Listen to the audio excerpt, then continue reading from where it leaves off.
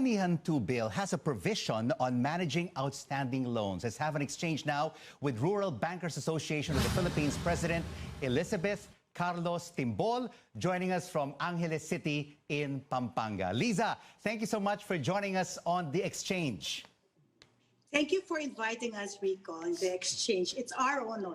So, Liza, tell us, the association basically proposed a moratorium on debt loans of between 30 to 45 days. But of course, the lawmakers approved a 60-day reprieve on the payment of loans. Can the rural banks handle the additional 15 to 30 days?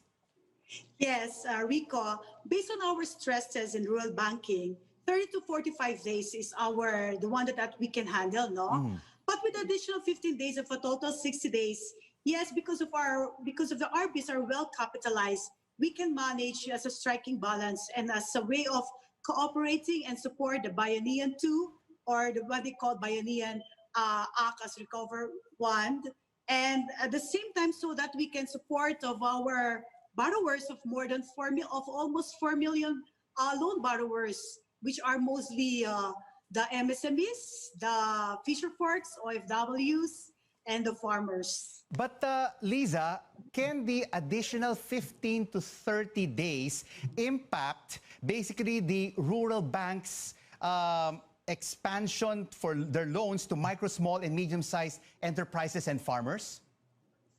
Yeah, because it's a good thing. Okay, it's a good thing that the BSP is giving us economic stimulus programs that are helpful to the RBs.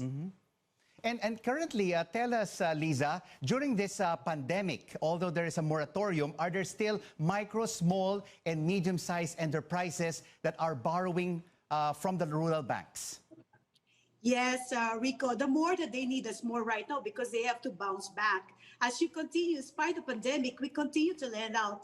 And as you could see, our lending has even increased from 135.67 billion to 135.84 billion, which is an increase of 0.16%. So we never really stopped lending. But what about the non-performing loans, the micro, small, and medium-sized enterprises that cannot pay the rural's bank back?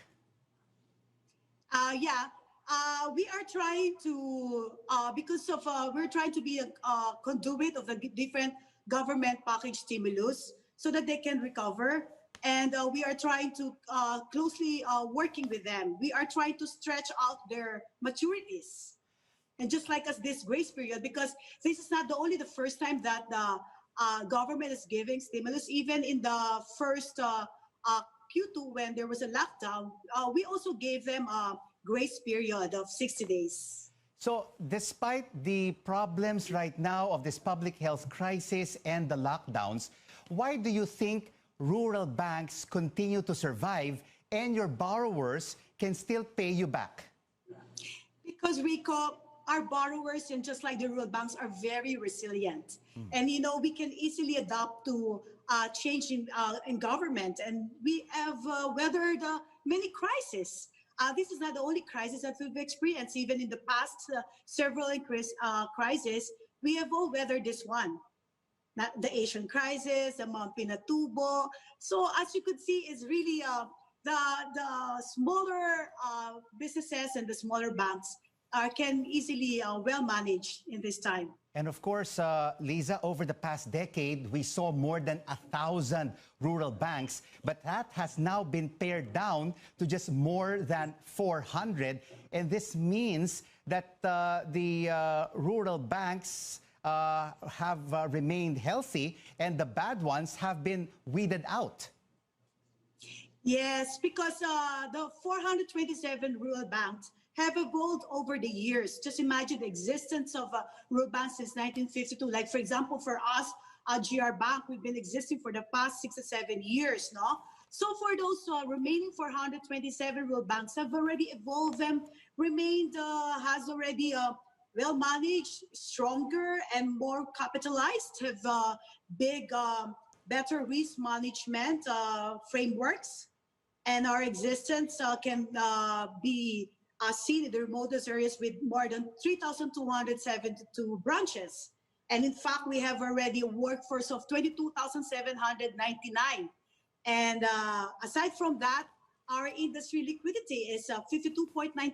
And the reason why we never really availed of our rediscounting lines. So we still have buffer for that. That's how you can see right now how rural banks operate. And besides, over the years, perhaps because we are conservative, we rural banks are mostly family-owned businesses and a mid-size. And we are more conservative in running our banks.